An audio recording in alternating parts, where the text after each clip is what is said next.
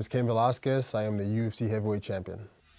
All right, so you're one of the few fighters who has won the belt, then lost it, then gotten it back. A lot of times, champs lose the belt. They're like, I'm gonna get it back. It's like look at the statistics.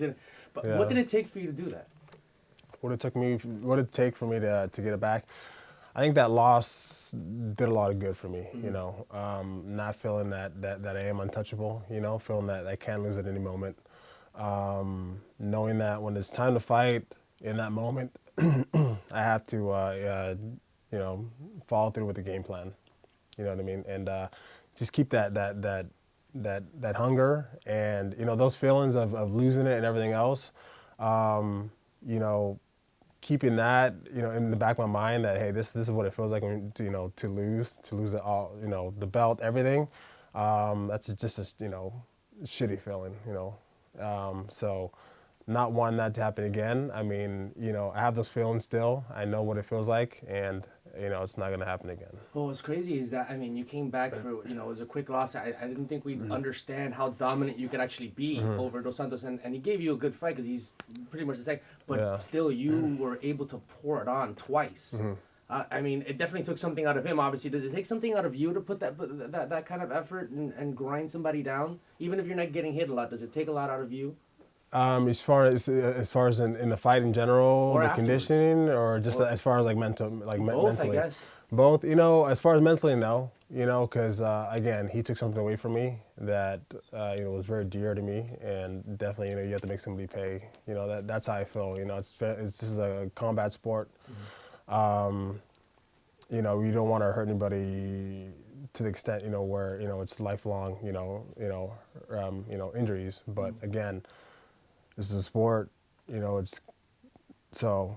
I mean, in that case, not really. I had to do my job, and I had to show him and show people that hey, this is mine, and if you're gonna try to take it from me, I mean, it's gonna be a tough thing to take. But physically, yeah, also, but this is what we train for, In the rematch, I felt in the third round, I felt like I was gonna faint. That's how exhausted I was. I was like, I had in my head, as soon as we were walking out to go into the fourth, I told myself, you're gonna faint, but you're gonna keep going until that happens. So thank God I didn't faint, but it's just a thing that I know where I can push my body. The mind and the body just get really strong. So. All right, so now you're going to fight in Mexico City. What does it mean to you? And obviously, the Mexico City aspect and being Mexican, but also because they fell through the first time for you, and now you finally get to do something that you kind of missed out on last year. How does it feel?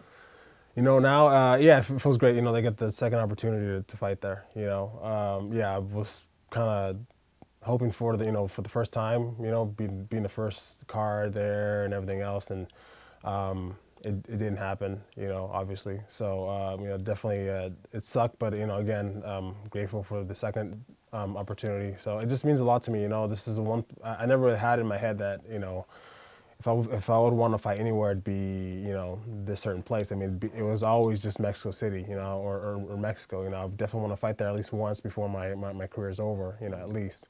So just that I get to get that opportunity now. I mean, yeah. Now Fabricio, because he speaks Spanish and he lived there, he's kind of won over some fans. Are you expecting the fans before they were going to be 100% behind you, but now are you expecting there to be kind of like a split? And do you care? I don't really care. I know there's gonna be a lot of fans behind me. Again, it's just me and him out there. Nobody else is fighting for us. You know what I mean? So I know there's gonna be a lot of people there. That will respect him, definitely, expecting that. Yeah, for sure. But again, I feel like there's gonna be a lot of fans for me there. Yeah.